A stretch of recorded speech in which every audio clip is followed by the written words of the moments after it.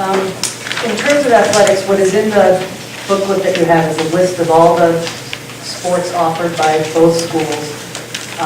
And you'll see that, they all have the major sports, but North Kingstown has several sports that Narragansett doesn't have: gymnastics, indoor track, boys swimming, field hockey, softball, and sailing. And North Kingstown also offers freshman level and JV level in a couple of places where Narragansett doesn't. The two big differences besides that are that North Kingstown competes at Division I, which is a much more competitive league for elite athletes, and Narragansett is Division II. The other significant thing is that because Narragansett is a much smaller school, a greater percentage of kids get the opportunity to participate in sports, where at North Kingstown, because it's a much bigger school, 3 times as many kids, it's much harder to make the teams. So the participation levels on a percentage level are greater in Narragansett than they are in North Kingstown. The next page lists the clubs and extracurricular activities, and this is a pretty fluid list. These particular lists came from the student handbooks on the school websites. As you can see, both schools have the standard extracurricular things like honor societies and math teams and foreign language clubs and theater and those kinds of things. North Kingstown High School, again, because it is bigger, has an opportunity to have more specialty niche kind of clubs like the Surf Club and PODER. Does anyone know what that is? Do you want to know? People organized in defense of earth and resources. We had to look it up. But so there's a lot of different things that North Kingstown has, again, because there are more kids to populate the club. And both schools won't run a club if there's not enough interest. So obviously more students allow for a greater variety of clubs.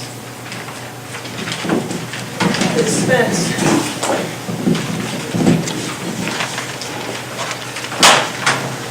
For those of you who don't know me, I'm Gwen Spence. I'm the Director of Student Services here at the Jamestown School. And I will apologize, my voice will go in and out while I talk. We looked at a variety of the support services that are offered at both schools again.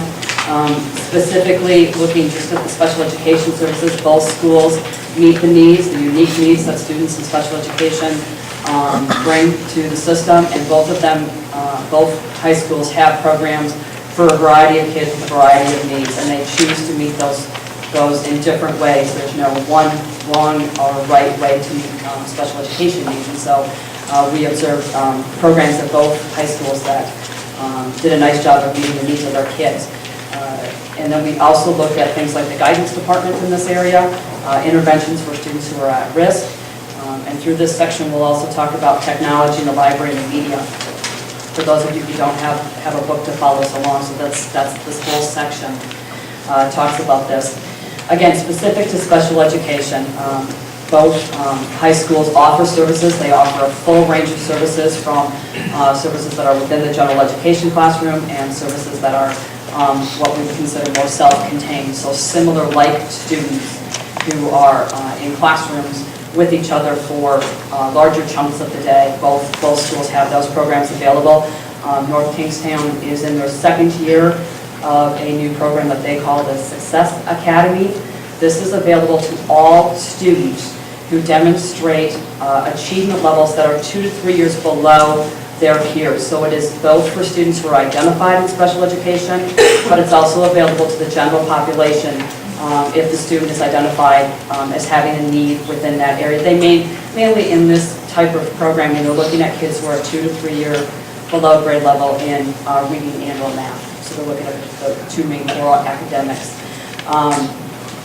Both schools have some programs that support kids with specific behavioral disorders. Narragansett works through a program that is more of a behavior classroom resource support room. Narragansett, again, as you've heard kind of as the theme, being a larger high school, can accommodate different programming. There are more significant needs, or there are students with more significant needs in behavior. They have separate behavior programming that's within their high school, and they're able to keep those kids then on campus They have full access to the high school, but they stay there on campus. Narragansett just, again, population-wise, just doesn't have the same level of population. Both schools offer what we call daily living or daily life skills, which are your everyday life skill programs for students with more moderate to severe needs. Resources available with both places, which again is for students who have identified special education needs. And Narragansett does a school to career program through the Charahoe and Coventry for their technical program, and as was NK. Guidance. We looked at the guidance component in both schools, and one of the things that Narragansett would highlight is that they're a very personalized process with their guidance department. They offer some evening connections for parents to meet with guidance counselors with their students, and as that can be difficult sometimes for some parents during the school day. Narragansett has a recognized model that's recognized by the American School Counselors Association as being a very unique program. One of very few schools in the nation, I believe, that is recognized with their type of programming. Both schools have on-site guidance counselors that address needs 9th through 12th, and both of them are in the process, as we are here in Jamestown, implementing what's called the individual learning plan. That's a new state mandate that all students must have an individual learning plan, and both schools are in the process, much like we are, of working on that. One of the pieces of information from the guidance component that we looked at is that we looked at the College Board reports that indicated what schools students graduate, when they graduated from these particular high schools, and what colleges did those students go on to. And we found that there was no pronounced difference in the colleges that students attended, whether they were Narragansett graduates or NK graduates.